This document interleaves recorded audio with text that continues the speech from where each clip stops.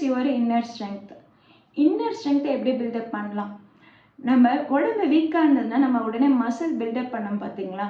அதாவது நம்ம உடம்பு வீக்காக இருக்குன்னா ப்ரோட்டீன் ஃபுட்டாக எடுத்துப்போம், நல்லா ரிச் ஹை கேலரி ஃபுட்டாக எடுத்துப்போம், அதே மாதிரி ஜிம்முக்கு போய் எக்ஸசைஸ் ஒர்க் அவுட் பண்ணுவோம், இப்படிலாம் மசிலை பில்டப் பண்ணுவோம். மசில் பில்டப் ஆகும்போது நம்ம பாடி ஸ்ட்ராங் ஆகுது. அதே மாதிரி தான் நம்ம மன வலிமையும் ஏற்படுத்திக்கணும். அதாவது சின்ன சின்ன விஷயத்துலலாம் நம்ம ரொம்பவே உடைஞ்சு போயிடுவோம், ரொம்பவே குறுகி ரொம்ப மனநிலை பாதித்த மாதிரி இருப்போம். அதாவது நம்ம எல்லா வேலையும் செய்வோம், ஆனால் நம்ம மைண்டு ஸ்ட்ராங்காக இருக்காது. நம்ம எப்பவுமே ஏதோ ஒரு குழப்பத்தில் இருக்கிற மாதிரியும் நம்மளால இதெல்லாம் செய்ய முடியுமா அப்படின்ற நம்ம மேலே ஒரு இன்ஃபீரியாரிட்டி காம்ப்ளெக்ஸ் ஏற்பட்டிருக்கும். நம்ம இந்த இன்னர் ஸ்ட்ரென்த்தை, நம்ம இந்த குழப்பத்தையும் இந்த பயத்திலேருந்து எப்படி வெளி வரலாம், இன்னர் ஸ்ட்ரென்த்தை எப்படி கிரியேட் பண்ணலான்றது தான். அதாவது ஃபர்ஸ்ட் திங் சுய உரையாடல். அந்த சுய உரையாடல் எப்படி ஏற்படுத்திக்கலாம்? எல்லாருமே நமக்குள்ளே நம்ம அதிகமாக பேசிகிட்டு இருப்போம். நம்ம அப்பா அம்மா கிட்ட பேசினதை விட, நம்ம ஃப்ரெண்ட்ஸை கூட, நம்ம ரிலேட்டிவ்ஸ் கிட்ட பேசுகிறத விட நமக்குள்ளேயே நம்ம அதிகமாக பேசிகிட்டு இருப்போம். மோஸ்ட்லி நீங்கள் செக் பண்ணி பார்த்தீங்கன்னா குளிக்கும் போது அதிகமாக பேசிகிட்டு இருப்போம், பாத்ரூம் எப்போல்லாம் யூஸ் பண்ணுமோ அப்போ பேசிகிட்டு இருப்போம், லேடிஸ் மோஸ்ட்லி சமைச்சிட்டு இருக்கும் போது பேசிகிட்டு இருப்பாங்க, ஜென்ஸு கார் ஓட்டும் போது, அயர்ன் பண்ணும்போது, இந்த நேரத்துலலாம் தனக்குள்ளே தானே பேசிகிட்டு இருப்பாங்க. என்னெல்லாம் பேசிகிட்டு இருப்பாங்க?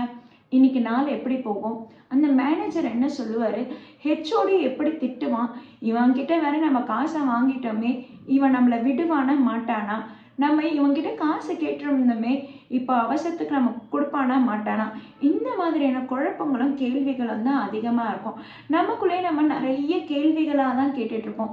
நம்மளுடைய பேச்சு எப்படி இருக்குன்னா, நமக்கு நாமே கேட்டுக்கிட்டு நம்மளால் அது முடியுமா முடியாதான்ற அந்த சந்தேகமாக தான் நம்ம பேசிகிட்டு இருப்போம். அந்த சுய உரையாடலை மாற்றிக்கணும். அந்த செல்ஃப் டாக்கை நம்ம சேஞ்ச் பண்ணும்போது நமக்குள்ளே ஒரு அற்புதம் நிகழும். அதாவது எப்படி நிகழும்னா, நம்ம நமக்கே பூஸ்டப் பண்ணுற மாதிரி பேசிக்கணும். என்னால் இதை முடியும், நான் இன்னைக்கு செஞ்சு காட்டுறேன், என் ஃப்ரெண்டுக்கு நான் கண்டிப்பாக ஹெல்ப் பண்ணுவேன். அதாவது ஃப்ரெண்டுக்கு நாம் ஹெல்ப் கேட்கறத தாண்டி நாம் ஃப்ரெண்டுக்கு ஹெல்ப் பண்ணுறோம். அப்படி அந்த உரையாடல் இருக்கும்போது நம்மளுடைய மன வலிமை நல்லா இருக்குது. மன வலிமையை மேம்படுத்துகிறோம் எதுக்காகன்னா, நம்ம உறுதியாக இருப்போம், நம்ம வெற்றியாளராகவும் சாதனையாளராகவும் இருப்போம், நம்முடைய கான்ஃபிடென்ட் லெவல் பில்டப் ஆகுது. அப்போ நமக்கு தேவையில்லாத பயம் குழப்பம் எல்லாமே நீங்குது. நீங்கள் பேசிக்கும் போது எப்போவுமே என்னால் முடியும்னு நீங்கள் பேசி பாருங்கள். எப்போவுமே உங்களுக்குள்ளே நீங்கள் கேள்வி எழுப்பிக்காதீங்க. நம்மளால் இந்த வேலையை செஞ்சு முடிக்க முடியுமா, நம்ம நல்லா தான் பண்ணுவோமா, நமக்கு இவங்க ஹெல்ப் பண்ணுவாங்களா, இவங்க பண்ணுற ஹெல்ப் உண்மையிலே நிஜம்தானா, அது நமக்கு ஹெல்ப்ஃபுல்லாக இருக்கா, இவங்க நிஜமாக நமக்காக தான் உண்மையாக செய்கிறாங்களா அப்படின்ற எந்த கேள்வியும் இல்லாமல் எல்லாருமே நமக்காக தான் இருக்காங்க, நம்மளால் எல்லாமே சாதிக்க முடியும் அப்படின்ற பதிலாக நீங்கள் பேசி பாருங்கள். கேள்வி கேட்கிறத விட பதில் அதிகமாக உங்களுக்குள்ளே ஏற்படுத்திக்கும் போது மன வலிமை ஏற்படுதுங்க. அதே மாதிரி உங்களுடைய எமோஷன்ஸை ட்ரான்ஸ்ஃபர் பண்ணுங்கள். எப்படி ட்ரான்ஸ்ஃபர் பண்ணணும்? நீங்கள் அழுதுகிட்டே இருக்கிறது இன்னொருத்தவங்களுக்கு ட்ரான்ஸ்ஃபர் பண்ணுறதா? அப்படி இல்லை. அதாவது நீங்கள் எந்த மாதிரியான எமோஷன்ஸ் இருந்தாலும் அதை நீங்கள் கண்ட்ரோல் பண்ணணும். உங்களுடைய டிரான்ஸ்ஃபர்மேஷன்றது எப்படி இருக்கணும்னா, அழுகை அதிகமாக இருக்குதுன்னா அதை கண்ட்ரோல் பண்ணுங்க. அதுக்கு அழுகை மட்டும் இல்லை, சிரிப்பும் கூட. அதாவது எந்த ஒரு விஷயத்துக்கும் உடனே ரியாக்ட் பண்ணாதீங்க. உடனடி ரியாக்ஷன்றது பல பேரை பாதிக்கும். சில பேரை விழுந்திருப்பாங்க, நம்ம உடனே பார்த்து சிரிச்சிட்டோன்னு வச்சுக்கோங்களேன், சிரிச்ச உடனே அவங்களுக்கு மனசை பாதிக்குது இல்லை. அதே மாதிரி ஒரு சிலருக்கு ஏதோ ஒன்று செய்தி வந்திருக்கும், அவங்க அதிலே திகைச்சு போய் இருக்கும்போது அதை நாம் கேட்டுட்டு ஐயோ அப்படியா என்னாச்சு அப்படின்னு நம்மளுடைய ரியாக்ஷனை வெளிப்படுத்தும் போது அது அவங்களுக்கு ஒரு மாதிரி ஆக்வர்டாக ஃபீல் ஆகும். அதனால் நீங்கள் உங்களோட எமோஷன்ஸை எப்படி ட்ரான்ஸ்ஃபர் பண்ணணும்னா, மோஸ்ட்லி அதை 2 நிமிஷம் கழித்து வெளிப்படுத்துங்க. ஏன்னா அந்த 2 நிமிஷம் டைம் எடுத்துக்கும் போது பார்த்தீங்கன்னா அது மற்றவங்களுக்கு பிரச்சனையை கொடுக்காது, ஓவராகவும் வெளிப்படாது. நம்ம ஓவர் ரியாக்ட் பண்ணிவிடுவோம். சிரிக்கிறதா இருந்தாலும் சரி, அழறதா இருந்தாலும் சரி, அடுத்த செகண்டே அது வெளிப்படும் போது கொஞ்சம் ஓவர் ரியாக்ட் ஆகும். ஒரு 2 மினிட்ஸ் அமைதியாக இருந்து ரியாக்ட் பண்ணுறத பொறுமையாக நீங்கள் பண்ணும்போது பார்த்தீங்கன்னா அது ரொம்ப சட்டிலாக இருக்கும், யாரையும் காயப்படுத்தாது. விழுந்தவங்களை தூக்கி விட்டுட்டு அதுக்கப்புறம் கூட என்னப்பா இப்படி விழுந்துட்டேன்னு கூட சிரிச்சுக்கலாம். அது உங்கள் ஃப்ரெண்டாக இருக்கும் பட்சத்தில். மற்றவங்க விழுந்ததுக்கெல்லாம் நம்ம சிரிக்கவே கூடாதுன்னு தான் நான் சொல்லுவேன். அதே மாதிரி பார்த்தீங்கன்னா ட்ரான்ஸ்ஃபர் எமோஷன்ஸுன்றது முக்கியமாக உங்களுடைய ஃப்ரெண்ட்ஸுக்கோ இல்லை உங்களுடைய பார்ட்னர்ஸுக்கோ உங்களோட கூட ஒர்க் பண்ணுற கொலீக்ஸ்க்கோ நீங்கள் முன் உதாரணமாக இருக்கணும். அந்த எமோஷனை நீங்கள் எப்படி கேரி ஓவர் பண்ணுறீங்க, அதை எப்படி ஹேண்டில் பண்ணுறீங்கன்றத மற்றவங்களுக்கு நீங்கள் வந்து முன் உதாரணமாக செயல்படும் போது அவங்களுக்கும் உங்கள் மேலே ஒரு கான்ஃபிடென்ட் வருது, உங்கள் மேலே ஒரு பாசிட்டிவ் எனர்ஜி க்ரியேட் ஆகுது. அதனால் உங்கள் எமோஷன்ஸை எப்போவுமே கண்ட்ரோல் பண்ணிக்கோங்க. அடுத்ததான் இல்லை நோ அப்படின்னு சொல்ல பழகிக்கோங்க. நம்ம எல்லாமே 80s 90s கிட்ஸ் தான். நம்ம பேரண்ட்ஸ்லாம் கொஞ்சம் ஸ்ட்ரிக்டாக தான் வளர்த்துருப்பாங்க. நம்ம வந்து மற்றவங்களுக்காக பயந்து இல்லை தயங்கி அவங்க என்ன கேட்டாலும் ஆமான்னு தலையாட்டிட்டு போயிடுவோம். ஃபஸ்ட்டு நம்ம அந்த தலையாட்டுறதை நம்ம நிற்பாட்டணும். நமக்கே அது கஷ்டமாக வந்து நிற்கும். அப்போ நம்ம வந்து நோ சொல்கிறத பழகிக்கணும். நோ சொல்கிறத பழகிக்கோங்க. நீங்கள் உங்களை வருத்திக்கிட்டு உங்களை கஷ்டப்படுத்திக்கிட்டு உங்களுக்கு அதை கடனாளி ஆக்கிக்கிட்டு நீங்கள் எஸ் சொல்லி அவங்க கூட நீங்கள் வந்து க்ளோஸாக இருக்கணும்னு அவசியம் இல்லை. எஸ் சொல்லி நீங்கள் தலையாட்டினா மட்டும்தான் ஒரு ரிலேஷன்ஷிப் பில்டப் ஆகும்னா அது உங்களுக்கு பிரச்சனையை தான் உண்டாக்க போகுது. அந்த ரிலேஷன்ஷிப்பு உங்களுக்கு இருக்கணும்னு கூட அவசியம் இல்லை. நீங்கள் உங்கள் மனசில் உங்களுக்கு கஷ்டமாக இருக்குது, இதனால எனக்கு பிரச்சனை ஆகும்னு நீங்கள் ஃபீல் பண்ணுறீங்கன்னா நீங்கள் அழகாக நோ சொல்லிட்டு போயிடலாம். இல்லை என்னால் முடியாது, எனக்கு இது அவசியம் இல்லைன்னு நீங்கள் சொல்லும்போது அது மற்றவங்களுக்கும் கஷ்டத்தை கொடுக்காது, உங்களுக்கும் பிற்காலத்தில் பாதிப்பு ஏற்படுத்தாது.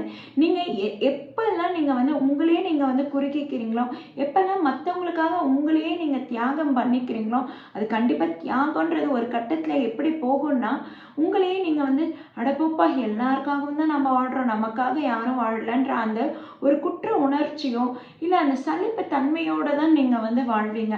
அது உங்களுக்கு வந்து வாழ்க்கை மேலே இருக்க சலிப்பை தான் ஏற்படுத்தி கொடுக்கும். அது கான்ஃபிடென்ட் லெவல் பில்டப் ஆகாது. அதே மாதிரி பார்த்தீங்கன்னா போக போக உங்களுக்கே வந்து மற்றவங்க மேலே இருக்கிற அபிப்பிராயமும் குறைஞ்சிரும். இவங்க வந்தாலே இந்த மாதிரி தான், இவங்களால நமக்கு தான் பிரச்சனை, இவங்களால நமக்கு தான் கஷ்டம், இதுக்கு எதுக்கு நம்ம வந்து இவங்களுக்கு நம்ம செஞ்சிட்ருக்கிறதுன்னு உங்களுக்கு அவங்க மேலே இருக்கிற அந்த கரிசனம் கூட குறைஞ்சிடும். இதே நீங்கள் வந்து யாருக்கும் கஷ்டப்படுத்தாமல் நீங்களும் உங்களை கஷ்டப்படுத்திக்காமல் நீங்கள் நோ சொல்லி பழகிட்டீங்கன்னா அது அவங்களுக்கும் புரிஞ்சிடும். ஓகே, அவங்களுக்கு அது சௌகரியமாக இல்லை, அதனால் அவங்க வந்து நோ சொல்கிறாங்க அப்படின்றத அவங்களும் அக்செப்ட் பண்ண ஆரம்பிச்சுப்பாங்க.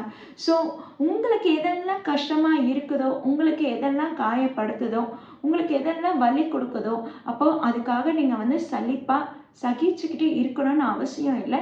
நோ சொல்ல பழகிக்கோங்க. அதே மாதிரி பார்த்திங்கன்னா டெய்லி டிசிப்ளின்றது ரொம்பவே இம்பார்ட்டண்ட்டு. அதாவது நம்ம டெய்லி என்னென்ன ஆக்டிவிட்டீஸ் ஹேண்டில் பண்ணுறோமோ அதை தினந்தோறும் அதை கரெக்டாக பண்ணுறோமான்றது செக் பண்ணிக்கணும்.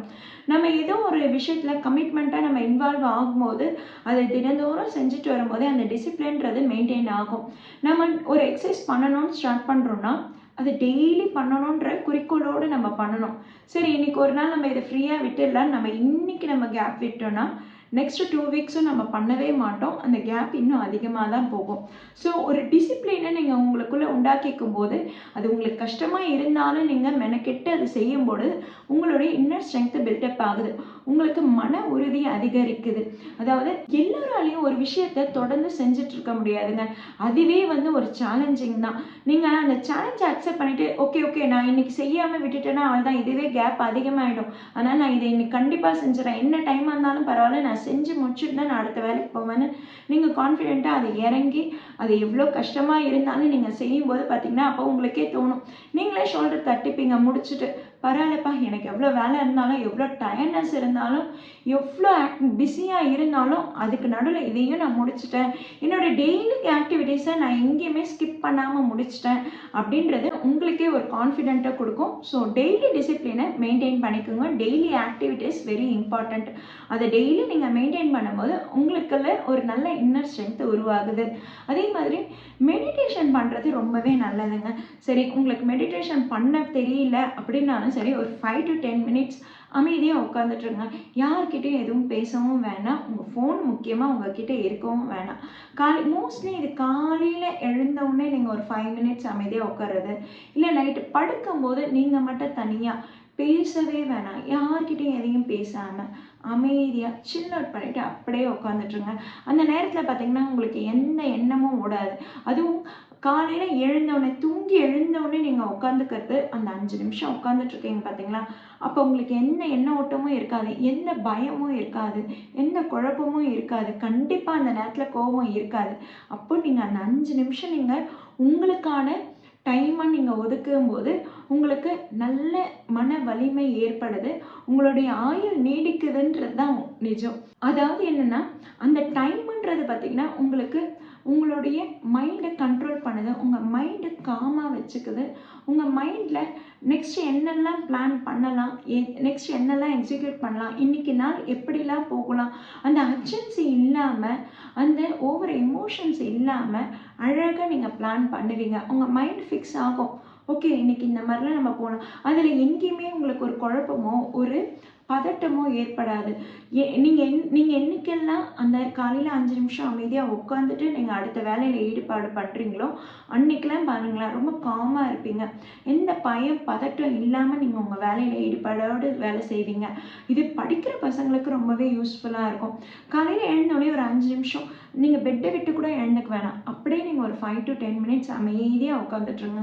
எதை பற்றியும் சிந்திக்க வேணாம், எதை பற்றியும் யோசிக்க வேணாம். கண்டிப்பாக உங்களுக்கே சிந்தனை வராது, எந்த யோசனையும் இருக்காது. அமைதியாக உட்காந்துட்ருப்பீங்க. அப்படி உட்காந்துட்டு இருக்கும்போது பார்த்திங்கன்னா அன்னைக்கு நாள் எந்த பதட்டமும் இல்லாமல், எந்த குழப்பமும் இல்லாமல், எந்த பிரச்சனையும் இல்லாமல் நல்லபடியாக போகும். இது நாள் பட நீங்கள் இந்த 5 விஷயத்தையும் நீங்கள் ப்ராக்டிஸ் பண்ணும்போது உங்களுக்கு இன்னர் ஸ்ட்ரென்த்து பில்டப் ஆகுது. இன்னர் ஸ்ட்ரென்த்து பில்டப் ஆகணுன்றது எதுக்காக தெரியுமா? வாழ்க்கையில் பெரிய வெற்றியாளரும் சாதனையாளரும் உருவாகத்தான்.